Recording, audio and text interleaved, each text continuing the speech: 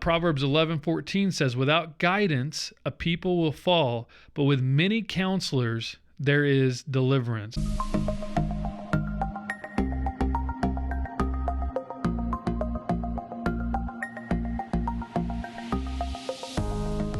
Hello and welcome to Power Cues, where we answer teens' questions using the Bible, using Scripture. So we're going through a series right now entitled, "Where do you see yourself in?"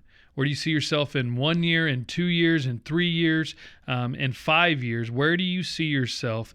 And how do you get there? What is God's plan for you? So last week we went through God's will. How do we know God's will? This week we're going to kind of go through the planning stage. So how do you make future plans? What is that? And how do you do that with the Lord in mind? So one is, know this: God is sovereign.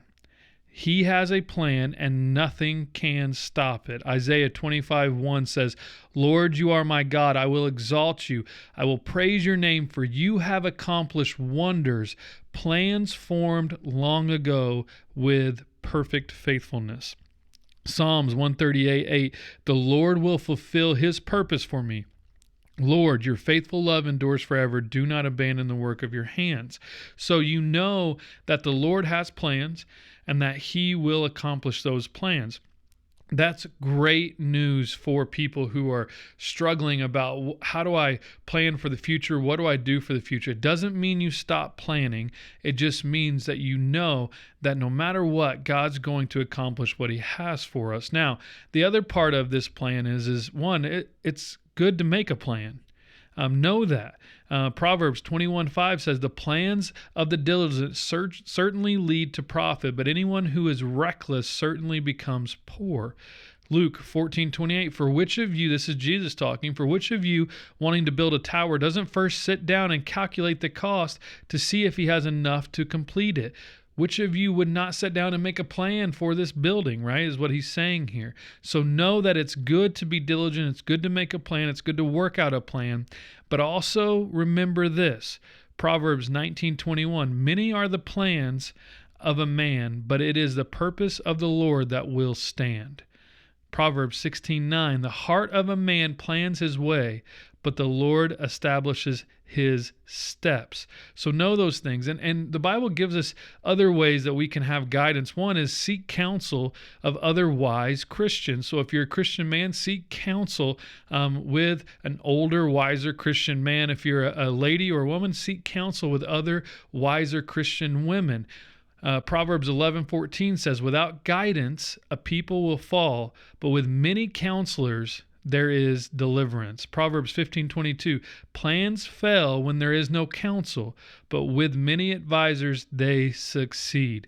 So know that you can, like, God has established, and people have gone through lots of things, and they know, and they've dove in to things that you're going through. So seek that counsel so they can walk with you as you start to make your plans.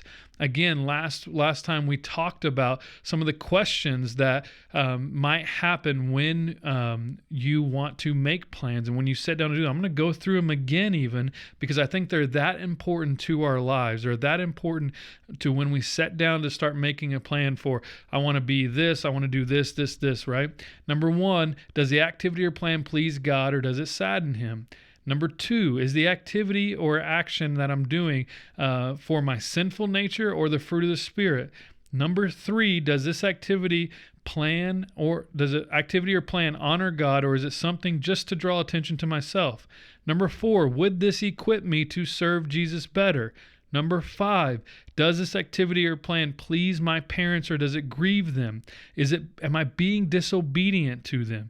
Number six, would this activity cause others to stumble in their walk with the Lord? Number seven, does this activity show that I love God and that I love the world, or I love God and I love my neighbor?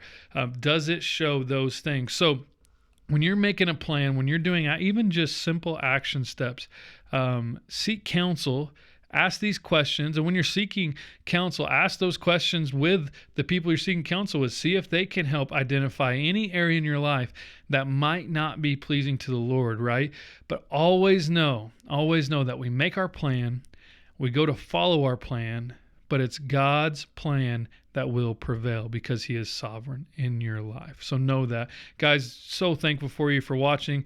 Again, please comment. Please share this below. If you know someone who might be going through some things where they're planning, they're trying to figure out what God might have for them, maybe for the future, or maybe for right now, tag them in this, share this. If you're watching this on YouTube, please subscribe and share the video also. That helps us, but also we just want other people to know who God is and what his word is saying in their lives. So help us do that by sharing this video. Hey, we love you guys. We thank you, and we'll see you next week.